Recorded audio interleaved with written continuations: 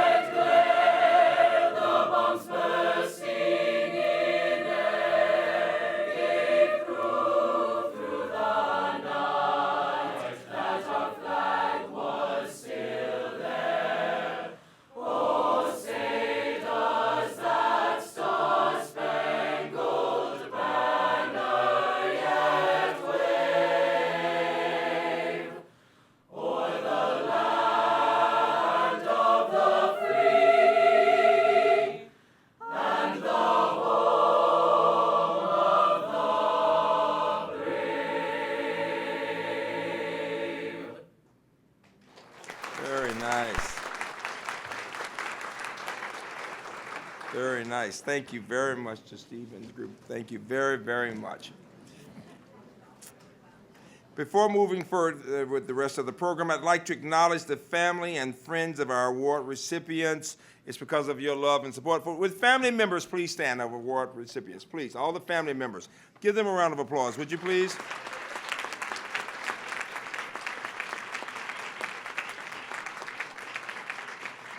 We also have our former and current presidential teaching and research professors here and the past distinguished staff award winners. Would all of you please stand?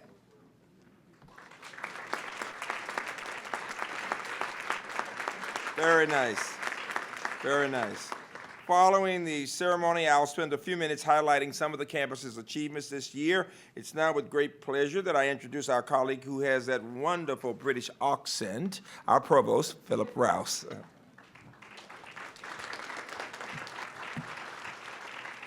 Thank you very much, Freeman, and good afternoon, everybody. I told you. It's my great honor and privilege to start the ceremony by honoring the Presidential Faculty, Staff, and Staff Award winners. And awardees, I'd like to ask you to please stand as I read your name. So to start with, the 2015-2018 Presidential Teaching Professor is Dr. Michelle R. Scott.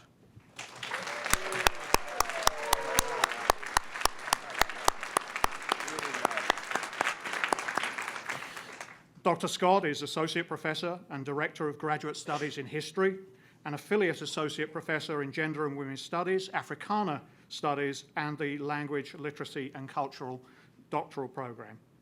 We are also pleased to announce that Dr. Scott is also the recipient of the 2015 University of System of Maryland Board of Regents Faculty Award for Excellence in Mentoring.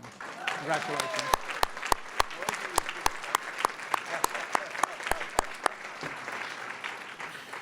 Dr. Scott joined the UMBC faculty in 2002. Her students consistently praise her for her accessibility, her encouragement, and her investment in their success. She helps prepare students for success by coaching them to share their research at our OCAD and at professional conferences, such as the annual meeting of the Association for the Study of American Life and History. She is in great demand as a graduate student instructor and mentor who creates deep and lasting ties with her mentees. She serves as advisor and committee member on a large number of master's theses, an enormous investment of time and energy.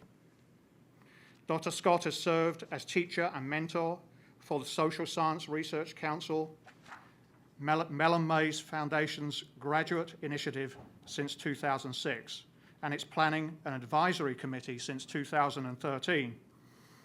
This is a well-deserved recognition of her dedication to enhancing diversity in the academy and supporting students of color in the United States and abroad. So please join me in congratulating and welcoming the 2015-2018 Presidential Teaching Professor and recipient of the 2015 USM Board of Regents Faculty Award for Excellence in Mentoring, Dr. Michelle Scott.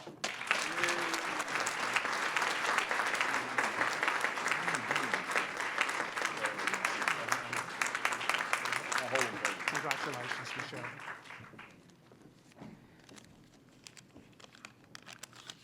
Ooh, the mics are really loud. You can hear everything. Good afternoon. And before I realize that this is an April Fool's Day joke to win 2 of these awards, I'm going to quickly be brief.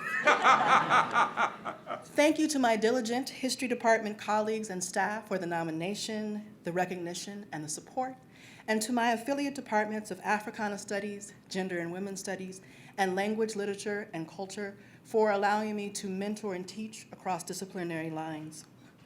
Yet these awards are really about the students. For nearly 14 years here, students from all levels and diverse backgrounds have filled my UMBC classes and my off-campus Mellon Mays workshops, have taken up temporary residence in my office hours, and challenged me to meet their needs beyond classroom assignments. At a time for deep concern for the future, I teach and research about race, gender, and social justice in the American past. By expecting students to critically investigate this past, I hope that it makes them better writers, better thinkers, and ultimately better citizens. Many of these now students are scholars, scientists, artists, and activists, battling ever-pervasive issues of gender discrimination, social injustice, and racism in our nation. And I'm happy that my work here at UMBC plays a small role in that battle. I come from a line of teachers. A great-grandmother who was educated as a normal school instructor in segregated Mississippi before becoming forced to be a domestic during the Great Migration in the 1920s. A grandmother who only with a 6th grade education decided that she too should be able to go to college and achieved her bachelor's degree at age 58.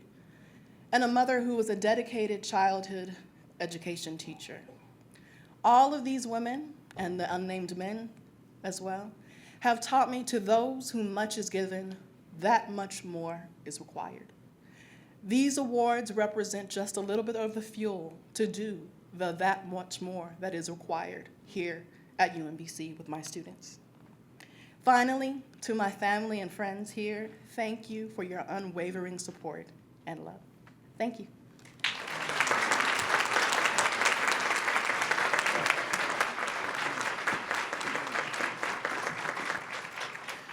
Thank you so much, Michelle, and congratulations. The recipient of the 2015-2018 Presidential Research Professor Award is Dr. Kathy Seeley Radke.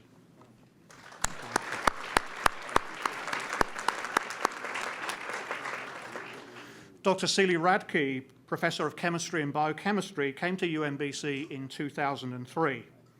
An internationally known researcher, her work in drug design through chemical synthesis is advancing medicinal chemistry and saving lives. Dr. Seeley Radke's current projects focus on the design and synthesis of chemotherapeutic agents to treat cancer and infectious diseases such as HIV, hepatitis, Ebola, and MERS. In addition, she develops biological probes to explore the structure and function of DNA. In the last 10 years, she has received 6 NIH grants on which she is the sole principal investigator, as well as NIH funding for the prestigious Chemistry Biology Interface graduate training program, which she directs. She is also one of only a few dozen scientists within the US to have served the White House as a Jefferson Science Fellow. And as part of her ongoing assignment with the US Department of State, she continues to work closely with the US Embassy in Moscow, as well as leading scientists, ministry officials, and the Russian Academies of Sciences and Medical Sciences on issues involving national security and infectious diseases. So please join me in welcoming and honoring Dr. Kathy Seeley-Radke as the 2015-2018 Presidential Research Professor. Congratulations, Kathy. Thank you. Wonderful. Well, first of all, I want to thank my colleagues in chemistry and biochemistry who have supported my efforts since I got here. I arrived here in May 1st, 2003, because I married that guy right there. I was a professor at Georgia Tech, happily going along, doing my thing, and came to Washington to do study section for NIH. And I found a husband. Didn't get funded, but I found a husband. And so I found myself moving my research team up here in 12 years ago, almost 12 years ago next month. And since then, I've had just incredible colleagues who have helped me to continue my work and also have supported me when I've been off on these treks to Russia and things of that nature. And some of them are here today. And I particularly appreciate their efforts and support, Marie-Christine and Paul in particular. I also appreciate very much my graduate students and my undergrads who are back there in the corner, and they sort of keep this group running when I'm jetting all around the place and getting our research out there and presenting at posters at ERCAD and international meetings. One of my students will be presenting her work on coronaviruses, MERS and SARS, in Rome next month, and so we're very excited about that. And most of all, I want to thank my family. My daughter is a UMBC graduate, and two of my daughters couldn't be here today, but my son is here, our son and my husband. And without their support and continuing to give me the support I need to do my research and traveling, I wouldn't be able to be here today. And I thank you for your support as well.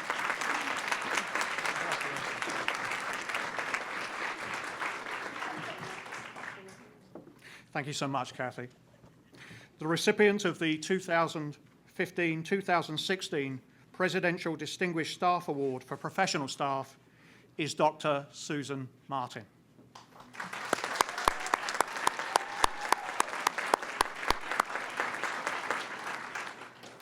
Dr. Martin, Associate Director of the Center for Women in Technology, or CWIT, joined the UMBC community in 2005 and CWIT in 2010. She has been integral to CWIT's efforts to increase diversity in engineering and computing fields by expanding resources that support student success and persistence to graduation. Dr. Martin played a key role in establishing and nurturing the CWIT Affiliates Program, which facilitates a strong sense of community and connection among women and men in the College of Engineering and Information Technology.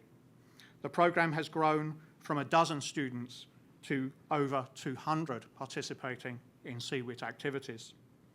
She developed programs specifically for transfer students, including the NSF-funded T-Site Scholars Program. Currently, all 19 scholars have persisted in their College of Engineering and Information Technology majors, a remarkable 100% retention rate. Congratulations.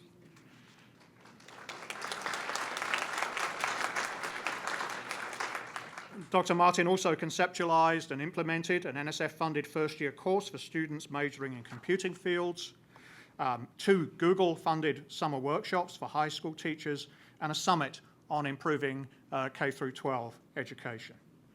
And so please join me in welcoming and congratulating the recipient of the 2015-2016 Presidential Distinguished Staff Award for Professional Staff, Dr. Susan Martin. Congratulations, Susan.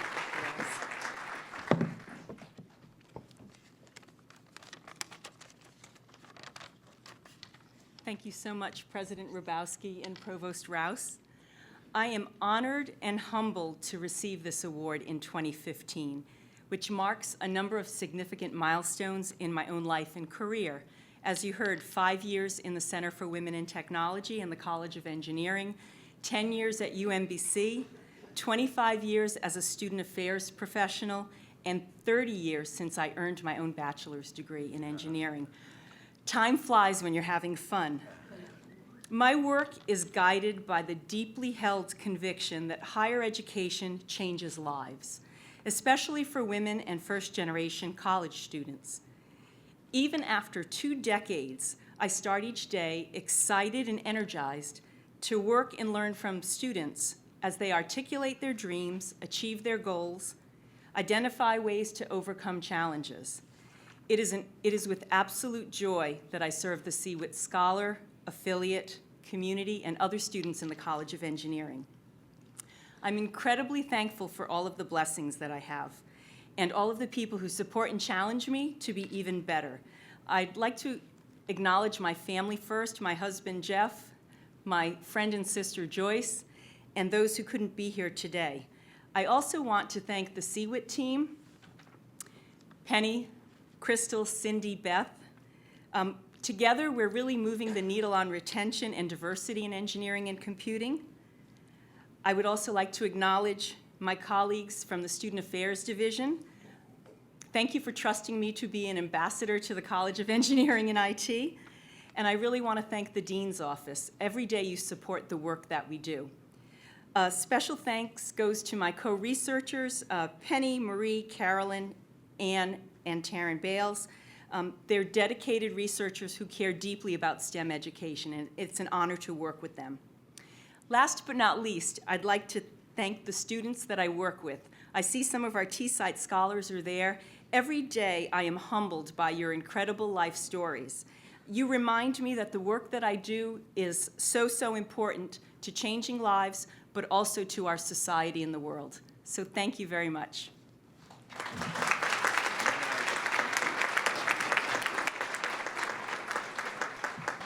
Thank you so much, Susan. The recipient of the 2015-2016 Presidential Distinguished Staff Award for non-exempt staff is Ms. Susan L. Harrell.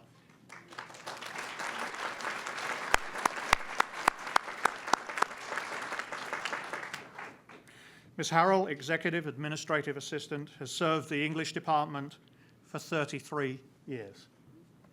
Her administrative skills, loyalty, and work ethic have been instrumental to the department, and her colleagues consider her a model of professionalism and dedication. Ms. Harrell coordinates the main office's daily operations and manages all of the department's grants, projects, and startup accounts. She is also administrative assistant for the Medieval and Early Modern Studies major. She is the department's graduate program coordinator and was instrumental in getting the new graduate program up and running.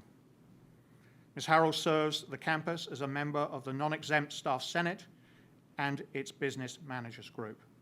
So please join me in welcoming and congratulating the recipient of the 2015-2016 Presidential Distinguished Staff Award for Non-Exempt Staff, Ms. Susan L. Harrell. Congratulations, Susan.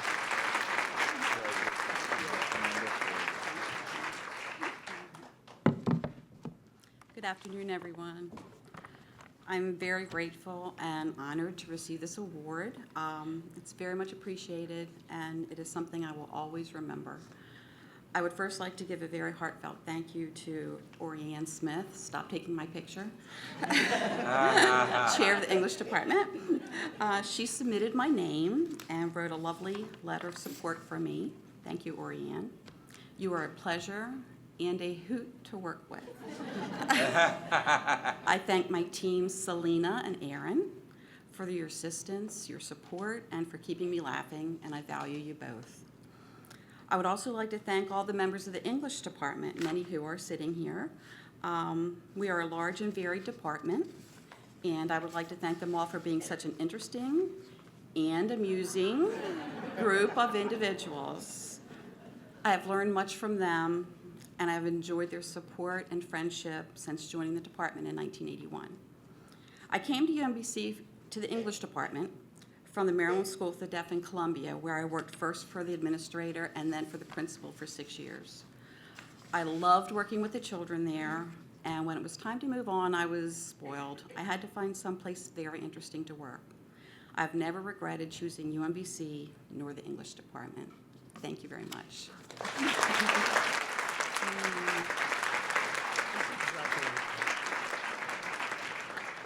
Thank you so much, Susan.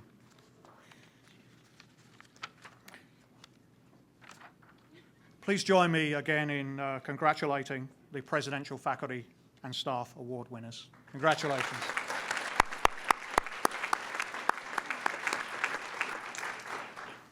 It is now my honor to announce the recipient of the Karen L. Wench Endowment Award for Outstanding Non-Exempt Staff.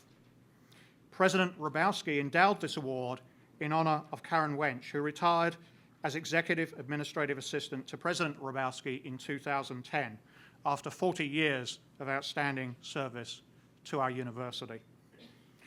The award honors non-exempt staff who make an outstanding contribution in one or more of the following areas.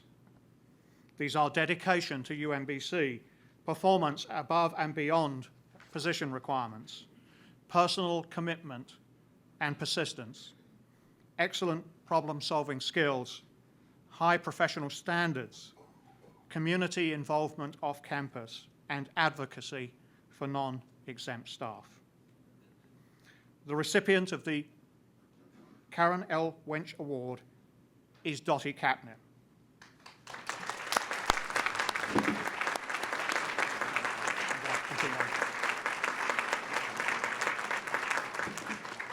Dottie is Executive Administrative Assistant in the College of Natural and Mathematical Sciences. Ms. Kaplan began her UMBC career in 1997 and joined the College of Natural and Mathematical Sciences in 2005. Her co-workers consider her an invaluable asset to the college and to UMBC. She handles a large volume of work and consistently provides a phenomenal level of support to the dean and the college staff.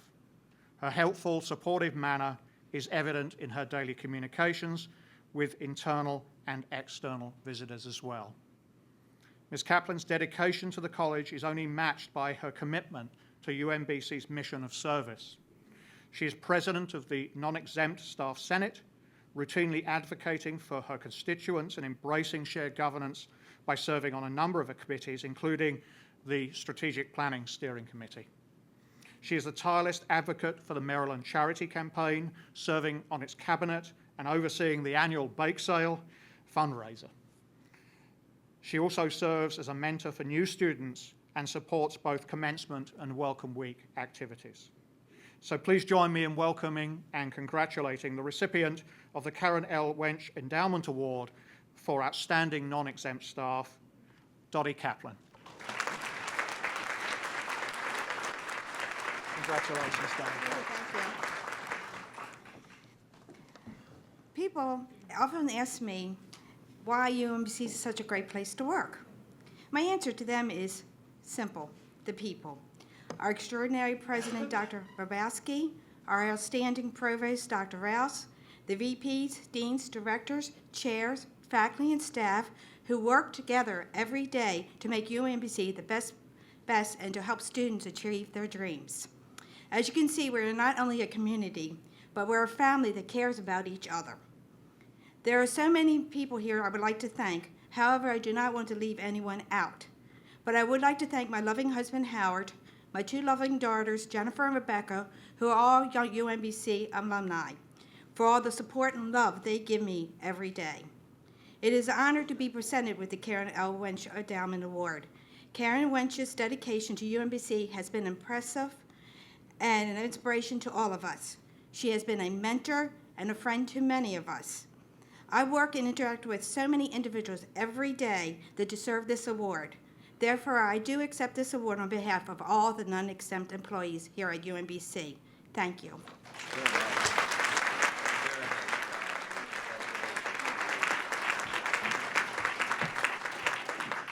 Thank you so much, Dottie. It's now my honor to recognize the recipient of the 2015 Jakubik Family Endowment Staff Award, Dr. Brian V. Souders. Brian.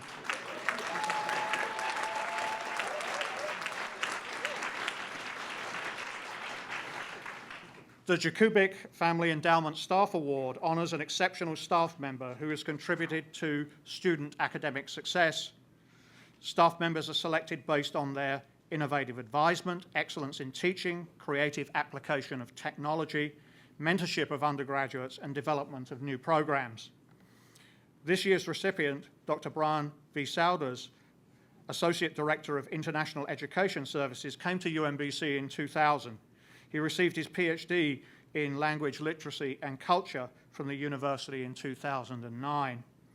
He has demonstrated exceptional service and true professional dedication to students in the field of international education and fellowship advising. Overseeing a six-fold increase in the number of study abroad participants, Dr. Souders streamlined procedures to create a one-stop shop for advising, application, pre- and post-departure orientation, and credit processing. He actively promotes federally sponsored study abroad scholarships and hosts year-round writing and application workshops. His concentrated efforts have doubled the number of Gilman, Boren, and critical language scholarship recipients in the past 4 years. Dr. Souders became UMBC's Fulbright advisor in 2008. In the most recent application cycle, he oversaw the Fulbright applications of 35 students, more than double the largest number of any previous cycle. Since he took on this role, 21 students have either completed research projects or have taught English abroad as part of the Fulbright program. His work in supporting students applying for prestigious scholarships not only helps them achieve their academic aspirations, but also highlights to the national audience the high quality and excellence of UMBC's student body. So please join me in welcoming and congratulating Dr. Brian V. Souders, the recipient of the 2014-2015 Jakubik Family Endowment Staff Awards. Congratulations.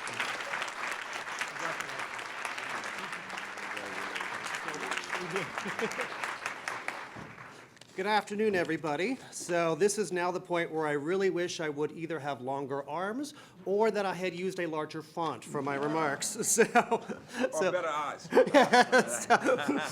So this past week, as my name as the recipient of this year's Jakubik Family Endowment Staff Award was announced, I received many warm emails from colleagues, staff, and faculty members from throughout the university community. But probably my favorite was one that I received from a student who had very tentatively come into my office a couple of years back to think about studying abroad because a professor thought it would be a really good idea for him to do so.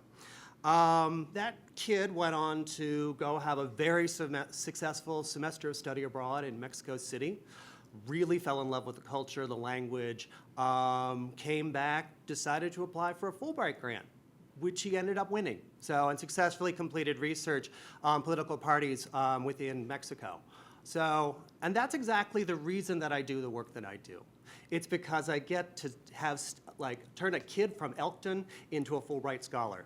It's kind of neat, and it's a very, very rewarding. It's hard to picture any more rewarding work. So without the support of the team at the International Education Services Office, the work that I do in supporting our students would simply not be possible. So I want to thank my colleagues in International Student and Scholar Services, Michelle Massey, Ryan Williams, our administrative assistant, Mr. Arthur Brown, and I cannot imagine doing the work that I do without the support of two absolutely amazing people, my boss, the director of our office, Dr. Arlene Wergen, and my amazing assistant who kind of rocks on water. Yeah, that would be Katie Hurt. So thank you all very much.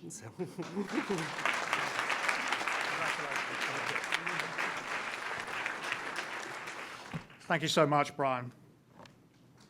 Each year, the Board of Regents honors a select group of faculty and staff for their outstanding achievements. This year, 3 UMBC faculty and 2 UMBC staff members are receiving this honor. As I announced earlier, Dr. Michelle R. Scott is the recipient of the 2015 USM Board of Regents Faculty Award for Excellence in Mentoring. So congratulations once again, Michelle.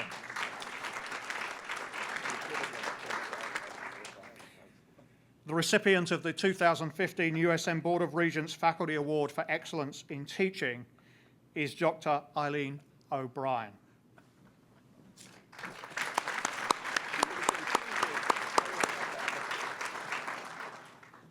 Dr. O'Brien, who joined the faculty in 2003, has spearheaded successful innovations in course redesign on campus and throughout the university system.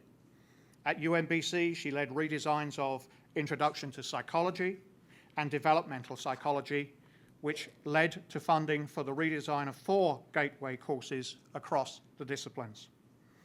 She created 2 innovative teaching programs at UMBC that provide excellent leadership opportunities for graduates and undergraduates: the Psychology Teaching Fellowship and the Psychology Peer Mentor Program.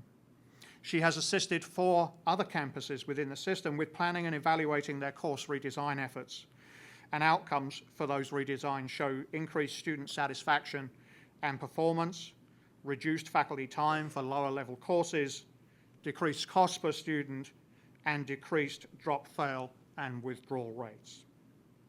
So please join me in welcoming and honoring the 2015 USM Board of Regents Faculty Award winner for Excellence in Teaching, Dr. Eileen O'Brien.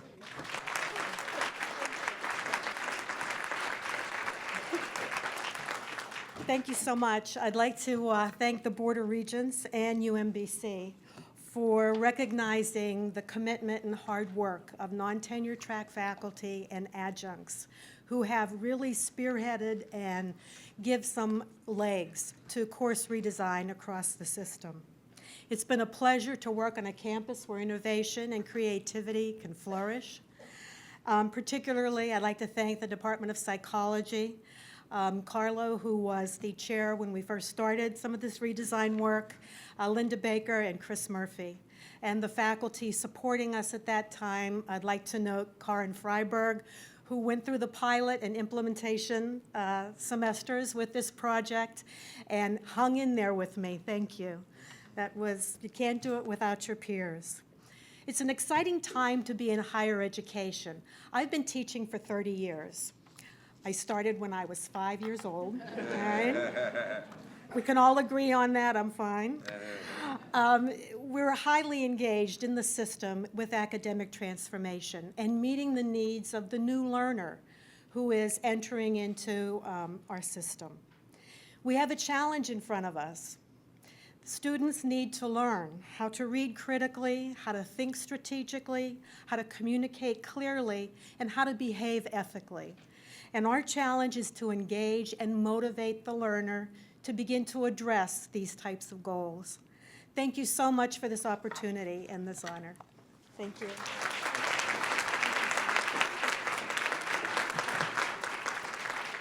Thank you so much, Eileen. The recipient of the 2015 USM Board of Regents Faculty Award for Excellence in Research, Scholarship, or Creative Activity is Dr. Kate Brown.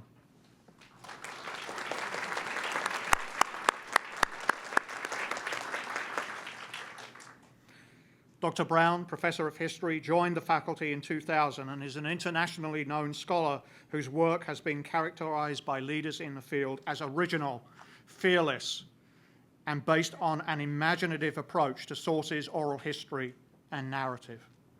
Her collection of essays, Dispatches from Dystopia, will be published by the University of Chicago Press this month. Her 2 previous books, Plutopia, Nuclear Families in Atomic Cities and the Great Soviet and American Plutonium Disasters, was published by Oxford University Press in 2013, and her book, A Biography of No Place, From Ethnic Borderland to Soviet Heartland, was published by the Harvard University Press in 2004.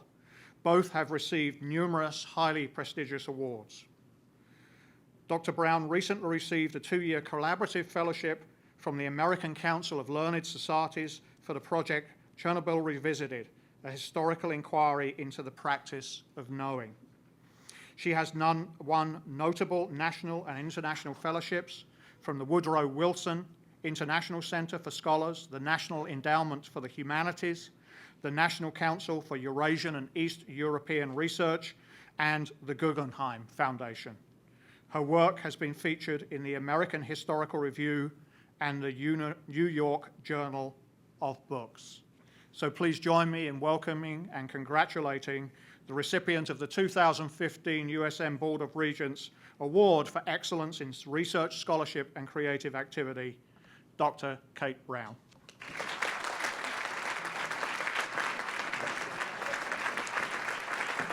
Amazing superstar. Well, I have a lot of people in this room to thank and people who aren't in this room. To do a big research project, you need a lot of support and research leave, and I want to thank the administration for that and my colleagues for kicking in when I haven't been around, when I've been schlumping around Siberia, and the Drescher Center for research leave as well. But I want to leave my remaining 1.5 minutes to climb on my soapbox, from which I rarely leave for the most part, and comment that 15 years ago, I think UMBC really took a risk in hiring me. Half of all history professors have graduated from 8 institutions in this country, and I didn't go to one of those. Far from it, in fact. And then I wrote a dissertation that was a historic travelogue. Didn't really sound like a dissertation. Yet the history department went out on a limb and hired me. And when I got here, that's what I liked about UMBC. It's a surprisingly quixotic and innovative place that takes risks. And, there's no football team.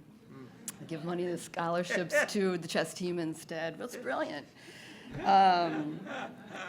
Freeman Hrabowski is being copied all around the country for his innovative ways of raising money and spending it on students who really need it. I've really enjoyed proudly watching my colleagues, such as Denise Maringlo and Lee Boot and Dan Bailey, Nicole King, Marlene Kars, all kinds of people who've gone out to the communities in Baltimore to reshape what we think of as scholarship and to bring the community into the academy in new ways. Colleagues like Derek Musgrove, Tom Schaller have been fabulous in getting the word of what we academics have to say to the public in a really readable format. So as I look forward, I'd like to see the university continue to lead in its own way, as it has. And I've kind of have this Jetsons image, right? Like I want us to nurture our garden, and I love the garden up there, but I wish it wasn't by the police station. I wish it was right here on the quad, right? That's what I'd like to see.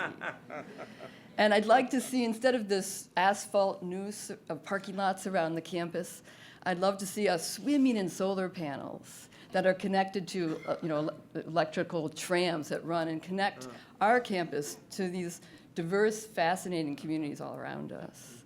In short, I look forward to watching UMBC develop and to see it not only once again in U.S. News and World Report, but to witness it become a sustainable, outward-reaching academy of the 21st century. Thank you.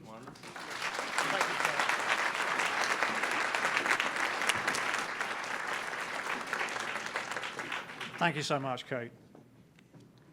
The recipient of the USM Board of Regents Staff Award, Professional Staff, for exceptional contributions to the mission of UMBC is Dr. David Hoffman.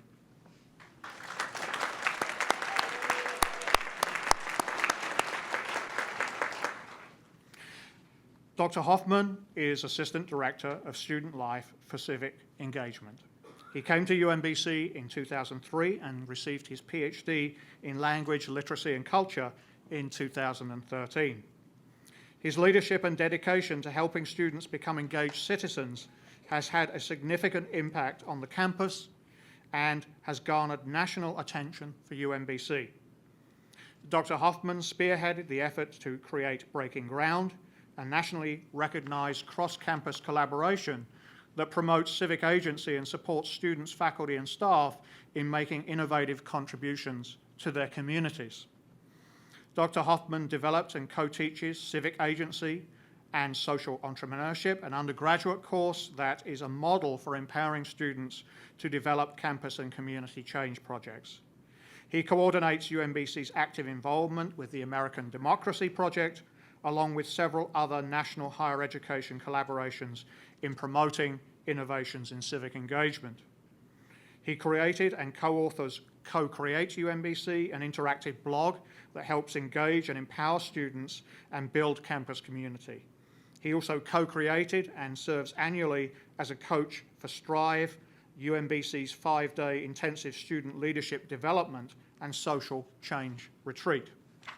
So please join me in welcoming and congratulating the recipient of the USM Board of Regents Staff Award for Professional Staff for exceptional contributions to the mission of UMBC, Dr. David Hoffman.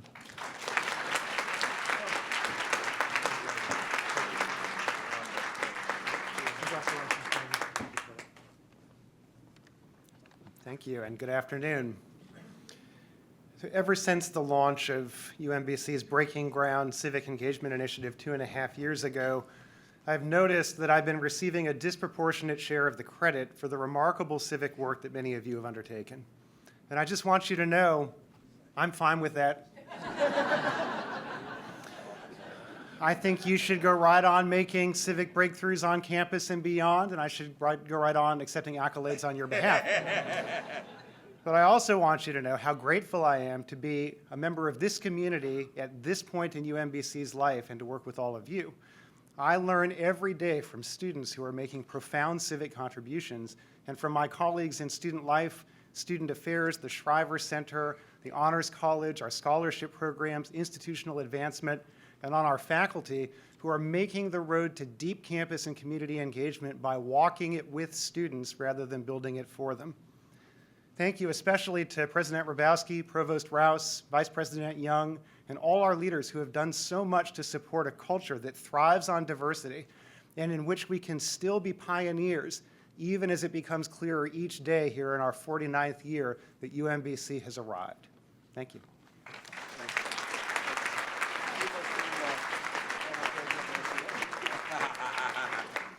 Thank you so much, David. The recipient of the USM Board of Regents Staff Award, non-exempt staff, for exceptional contributions to the mission of UMBC is Miss Julie Rosenthal.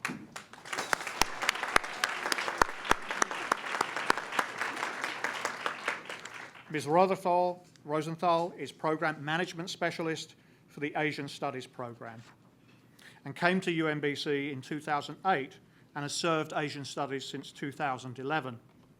Her dedication and significant contributions to the program, from her marketing and community organizational skills to her resourcefulness and relationship building initiatives with students and visitors, have played an important role in building this excellent program.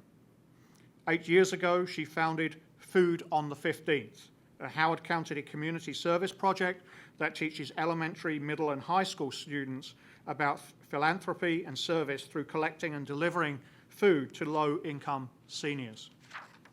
With funding from a Breaking Ground grant, Ms. Rosenthal helped to create the Asian Food Pantry internship at UMBC based on the 15th model.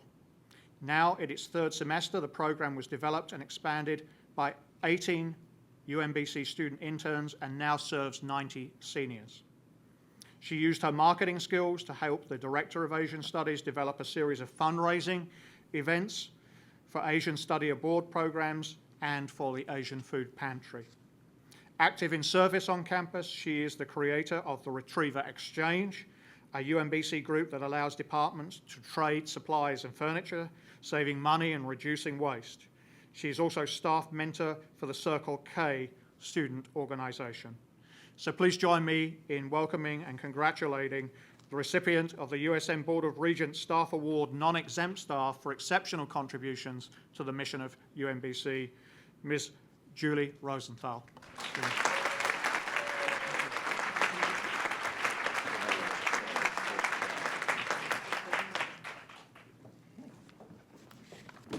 Thank you. There are truly no words for me to express how humbled and honored I am to receive the University System Board of Regents Staff Award. And I want to especially thank my supervisor, Konstantin Vaporis, for nominating me. I am very fortunate to work in an environment where I am encouraged to share my ideas and where I'm made to feel very much a part of the Asian Studies program team. I want to thank everyone in our UMBC community for their amazing support. The administration, two of whom are sitting up here today, the faculty, my colleagues, and the people in various administrative departments who answer all of my endless questions and support our projects. I also want to thank Beth Wells for putting together a stellar nomination packet for me. Most especially, I want to thank my parents, Millie and Stanley Rosenthal, for instilling in me, from the time I was a child, the importance of a good work ethic and for being such excellent role models by always being involved in the community. I also want to thank my supportive husband, Dan Mandel, who unfortunately is not here today because he's in Africa for business. Oh well. Over the course of my working career, I have worked at many different places, and I have to say that UMBC is truly the most wonderful place that I've ever worked. It is such a joy to wake up in the morning and look forward to coming to work. Thank you all again so very much. I am so thrilled to receive this honor.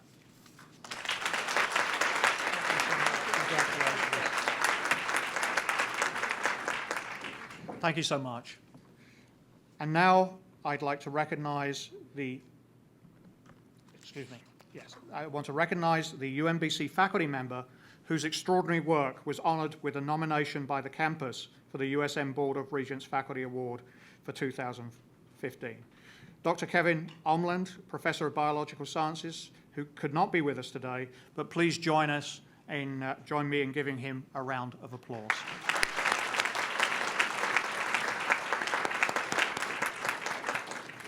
I also want to recognize the UMBC staff members whose extraordinary work has been honored with a nomination by the campus for the USM Board of Regents Staff Award for 2014-2015. The Board of Regents will conduct the selection process for these awards later this year. So would you please stand as I call your name? Ms. Michelle Kimmery, Executive Administrative Assistant, Human Resources. Michelle.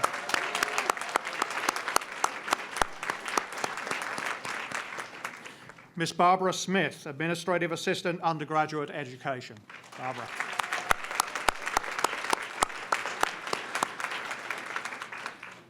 Ms. Marsha Velli, Accounting Associate, Imaging Research Center. Marsha.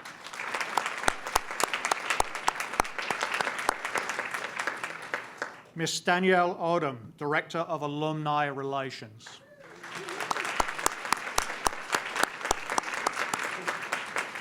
Mr. Timothy Buckheit, Microfabrication Clean Room Manager, Computer Science and Electrical Engineering. Timothy.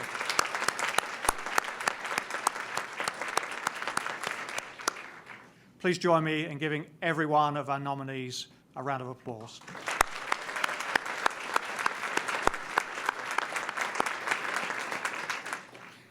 And I would just now like to take this opportunity to convey my thanks, my sincere thanks, to everyone here today, to our faculty, our staff and our students, for everything that you do to support our university and our students. Thank you very much.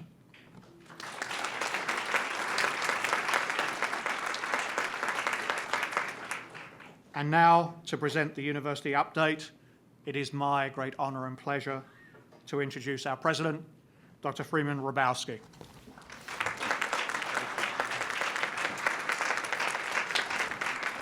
One of these years, he's going to say that president with that great Alabama accent somehow, right?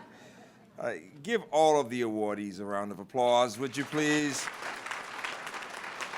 Very, very impressive. I will highlight a few of the achievements. You can go to the web and look at all of the achievements under About Us. Go to that link, and there's so many, but these are just some of the examples. And then I want to spend just 2 or 3 minutes making some comments about how things are going, and something I want you to think about that will echo what has been said by some of our colleagues today. The three major themes of the achievements would fall into building research and productivity, continuing to strengthen teaching and learning, undergraduate and graduate, and then planning for the future as we think about outreach and the kinds of work we're doing off campus, but also who we will be. We are about to celebrate our 50th anniversary over this next year. We are very excited about the partnership with UMB. They talk about us, we talk about them in the best of ways. And in the next alumni magazine, you'll see Jay and me together as we say to the state that our futures are inextricably linked. Our histories are inextricably linked. There was a period, Alvin Kuhn has been over both these campuses in the early years of our development, and faculty across disciplines are working with people on that campus. Large numbers of our students go there. Large numbers of the people there come here for graduate programs. Large numbers of their employees, faculty and staff, have family members there. They shuttle back and forth. And so you will hear more and more about this link between UMB and UMBC. Perhaps the largest research endeavor with which we've ever been involved came to fruition this year with the MOU with NIST, the National Institute of Science and Technology. It is a 25-year deal, and I plan at the end of that to see all of you right here. We can celebrate. Think of where you will be in 25 years. Add 25 to your age right now, all right? I look forward to smiling down on all of you, all right? The fact is that it is a $5 billion deal. And just imagine, I'm just getting a small percentage of that, what that means per year. But we are the lead collaborator with College Park, but our own Anupam is the #1 lead technology person. This is the first federally funded research and development center, FFRDC they're called. If you think about Lincoln Labs, there's an FFRDC. There's an FFRDC with Social Security, with Center for Medicaid and Medicare Services. This is the first FFRDC in cybersecurity for the country.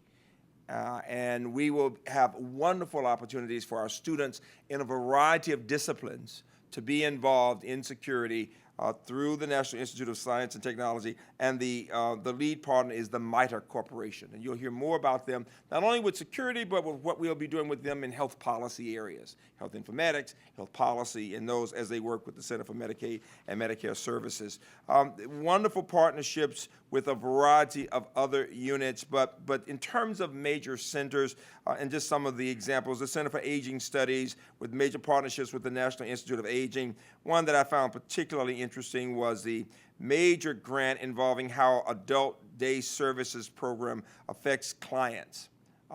And Bob Rubenstein, in his work in sociology and anthropology, working as the center director, as the PI, working with anthropology, sociology, psychology, gerontology, in looking at information for service providers, consumers, policymakers, healthcare professionals, on how day services affect the quality of life of families. When you talk about making a difference, all of us know what it means when our parents get older, as we get older, and some of the challenges that we will face. The Center for Art, Design, and Visual Culture, in its partnership with the Jewish Museum, has an opening featuring curator Maurice Berger's work on the revolution of the eye, modern art, and the birth of American television, funded by the National Endowment for the Humanities, and that is in New York, but it will also have an exhibition that will be traveling, that will be stopping here at UMBC. Some of you saw the exhibition For All the World to See. That's going around the country right now and has already traveled to 24 places and will, between now and the year 2017. And so it's very exciting to see that. Some of you went and saw the play involving Michelle Osherow and Manil Suri, which it really involves an interesting research that led to not only the course for freshmen as a freshman seminar that was featured in the Chronicle of Higher Education in a series of articles on the mathematics of being human, but also the play that some of you saw, and that is being discussed in many ways. Interestingly enough, that's now being performed in Texas all the way over to New York, and also at the National Museum of Math in New York. A major grant from for Julia Ross, Dean of Engineering, and this is outreach in education, research in education, involving the high schools with people from education, with John Singer and Chris Rakes. A big grant, $3 million, teaching teachers how you incorporate engineering into the sciences. And then a number of individual awards. The History Department, give the History Department a hand. They just get so many awards. Just give them a hand. You have to, I mean, you just have to accept it. When you just have so many, it's amazing. I'm in Chattanooga, and all of a sudden people bring up blues singers, and they bring up Michelle. I'm there speaking at a STEM school, and they want to talk to me about this famous historian you have, right, with the museum. It was wonderful. I'm in Washington, and people are talking about Derek Musgrove's work in the Washington Post. It's wonderful. So, Kate, your point is well taken about the connections to different parts and scholars being out there doing the work. Some of you saw I have a piece with CNBC on, and it talks about our game development team that's going to the Final Four. Give them a big hand, would you? I mean, it is a big deal. As I continue to talk, just because if you think about it, I mean, most of the teams are always all men. These are 2 men, 2 women. It's the greatest example of STEAM you can use: science, technology, art, and engineering and math. You've got 2 from the arts in imaging and 2 from computer science, 2 young men, 2 young women. And usually the teams are all white and all Asian. This is a Latina, a black, a white, and an Asian. I mean, it's only at UMBC, right? You know, so we may win just because the other teams are going to be freaked out. They're going, what? They look like the Mod Squad. It's wonderful. It's really cool. But Microsoft flies them out to San Francisco in a couple of weeks. And, you know, first of all, they won. The fact that they're in the top 4 of hundreds of teams in the country. The name of the game is Hubotics, Hue, H-U-E, like the color. But what's significant is if they win that, but they've already won, they go to the World Cup to be announced. And if they win that, they get $50,000, right? The money's no big deal, but the fact, yeah, it is a big deal. But they're not.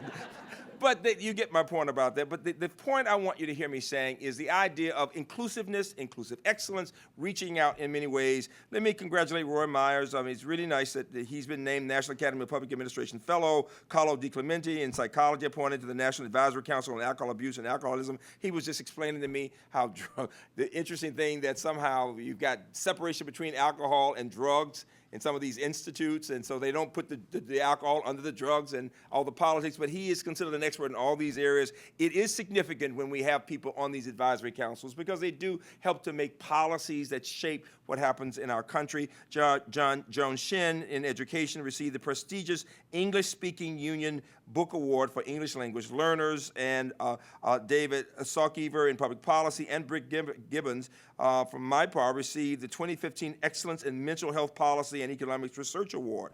Interesting title to this article: Increasing Earnings of Social Security Disability Income Beneficiaries with Serious Mental Disorder. I mean, it's complicated as it sounds. It's obviously a real topic. You get my point? And that they're making a difference in the lives of people. And Lorraine Reamer in physics, this is amazing, has just been cited for being in the top 1% of scientists in the world in geoscientists. Give her, for being cited by Reuters. Give her a big hand for that. And it's very significant. Anupam Joshi continues to do great things as an IEEE fellow. You know, he's been teaching between IIT, Indian Institute of Technology, UMBC, simultaneously. It's fabulous to see our students getting a chance to do projects with people across the water and learn it culturally. And the notion that he and people like Mark Zupan are throwing out there that's so important is that everybody can't travel overseas immediately. Some people have jobs. Some people just don't have the money. But to talk about global engineering, not only involving traveling, but being able to use the technology for working class and middle class kids of all races to get a chance to have the experience of learning about other cultures and working with other people is significant. And I really wanted you to give our students and faculty members with Engineering Without Borders a hand for all of the courage they have exhibited throughout this past experience, please.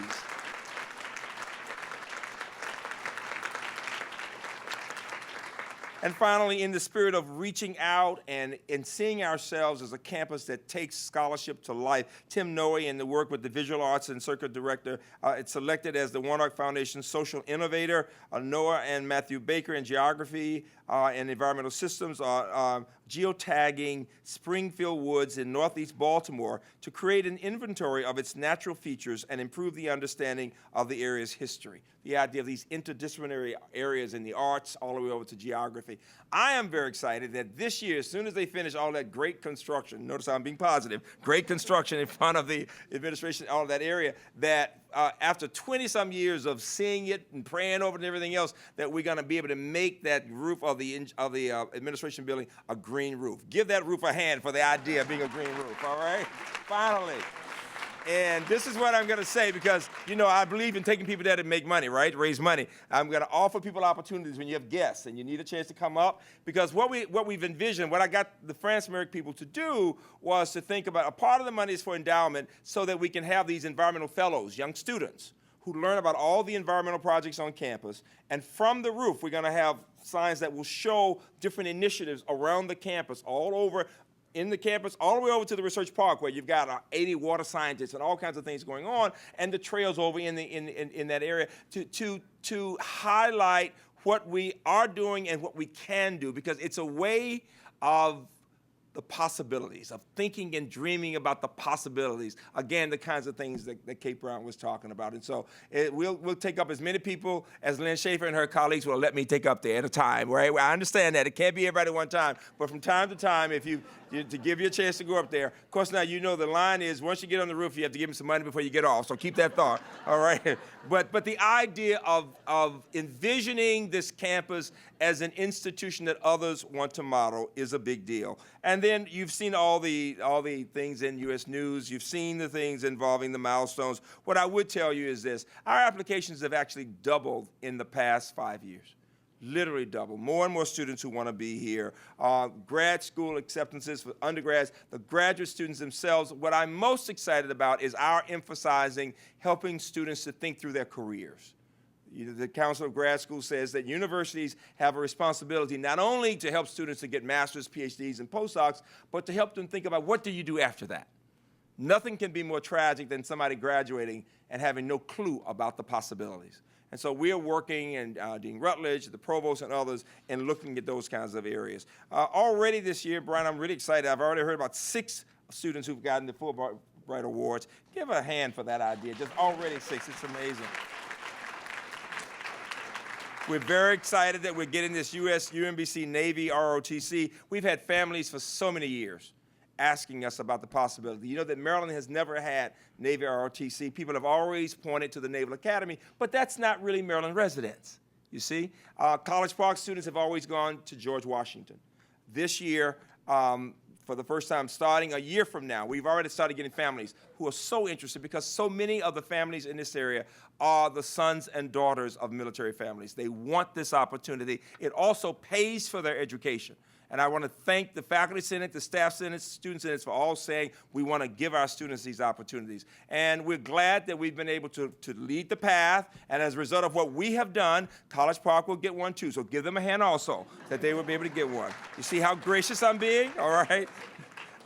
Congratulations to the folks who have been involved in this major $18 million grant called BUILD, involving taking what we've learned from Meyerhoff to help many more students of all races, from community colleges to the work we've done, Philip, with the Gates Project. And a lot of people were involved in putting that together. And there were so many people who, quite frankly, were opposed to a research campus getting that grant. But people said, because we are the best in the country, it did not make sense that we would not get one of those grants. Give all the colleagues who worked on that a hand. For $18 million, it's a big deal.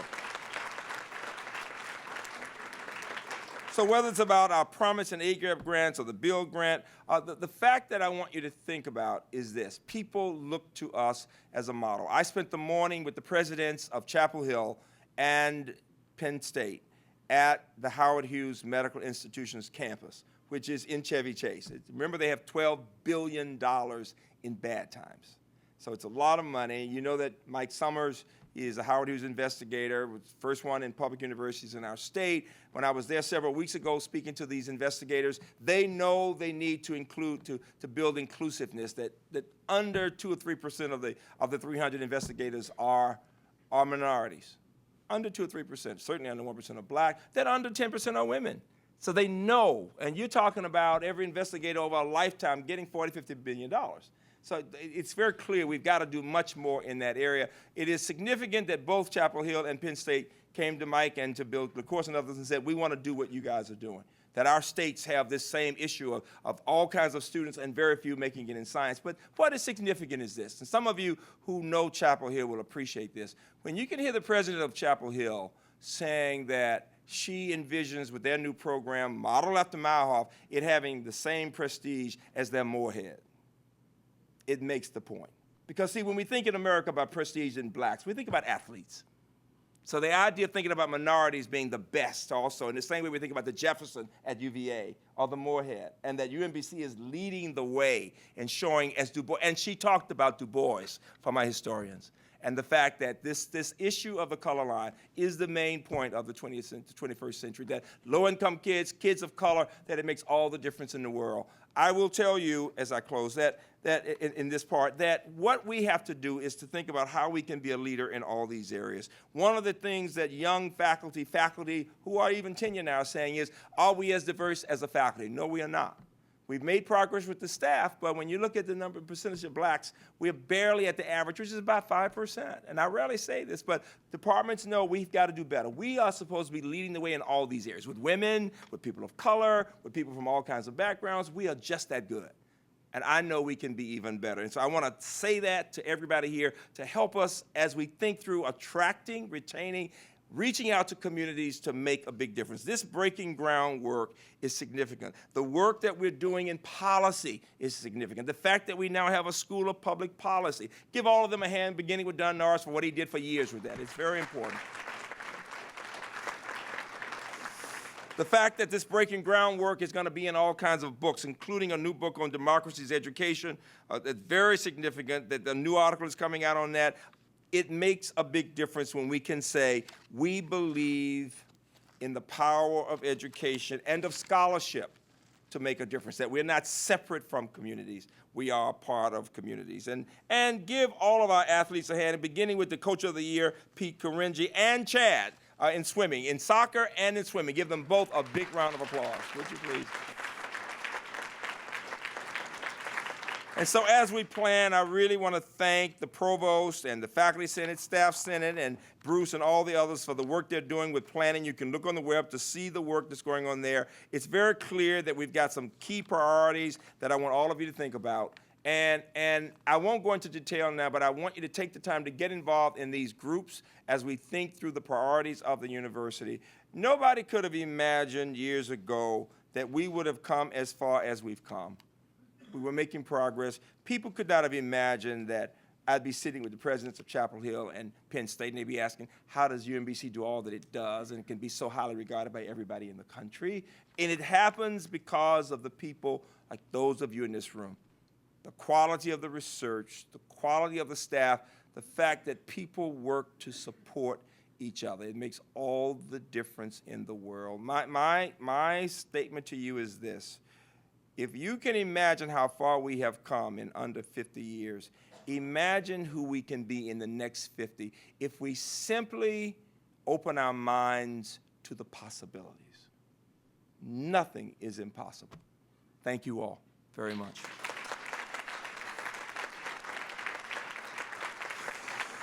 And now, I've been giving a note, right? And so I will ask that you stand as we play the alma mater over the sound system. The camerata was going to stay, but they had to go to class, and we prefer for them to go to class. And the words are on the inside of the front cover. We will have the singing of the alma mater. Please do not leave. We have still not been taught yet that you do not walk out when the alma mater is playing. We know that, right? Stand as we sing the alma mater. And then we will cook it all night, have some of the lunch. Thank you all very much. Give the awardees one more round of applause, please.